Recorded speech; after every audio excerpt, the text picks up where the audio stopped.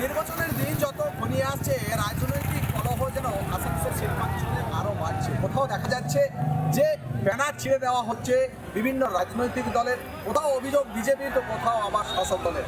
আজ আবারও দেখা গেল যে রানীগঞ্জে বিজেপি প্রার্থীকে দেখে তৃণমূলের জয় বাংলা স্লোগানকে ঘিরে কার্যত রানীগঞ্জ থানার সামনে রাজনৈতিক উত্তেজনা ছড়ালো।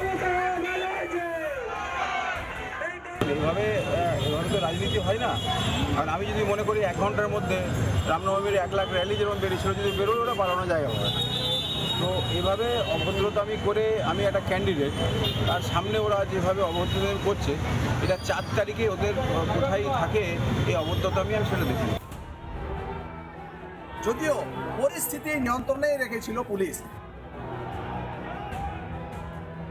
অন্যদিকে দেখা যাচ্ছে যে বারাবণী বিধানসভার বিজেপি প্রার্থী অরিজিৎ রায় এদিন অভিযোগ করেন যে তারা যখন নির্বাচনী প্রচার চালাচ্ছিলেন তখন দুষ্কৃতীরা তার নির্বাচনী প্রচারের উপর তার যে টোটো গাড়ি ছিল সেই গাড়িতে যেসব প্ল্যাকার্ড লাগানো ছিল, কাট আউট লাগানো ছিল, সেই কাট আউট প্ল্যাকার্ড ছিঁড়ে ফেলে দেওয়া হয়। তিনি তার দলীয় কর্মী সমর্থকদের নিয়ে এই ঘটনার প্রতিবাদে সেখানেই রাস্তা অবরোধ করে বিক্ষোভ দেখান।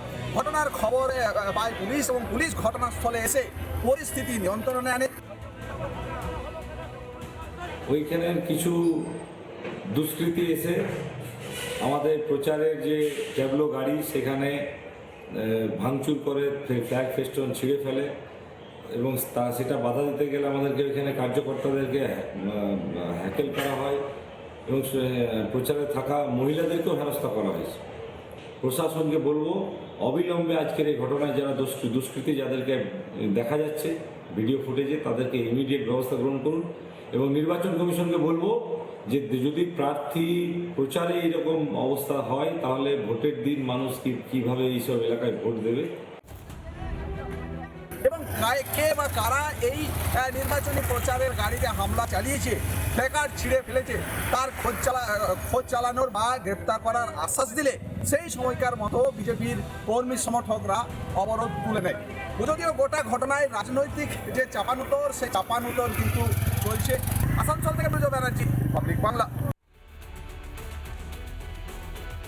নানা ধরনের কন্টেন্ট দেখার জন্য লাইক করুন, শেয়ার করুন আমাদের ফেসবুক পেজ, সাবস্ক্রাইব করুন আমাদের ইউটিউব চ্যানেল। পাশাপাশি অন্যান্য ব্রেকিং নিউজের জন্য অবশ্যই চোখ রাখুন রিপাবলিক বাংলায়।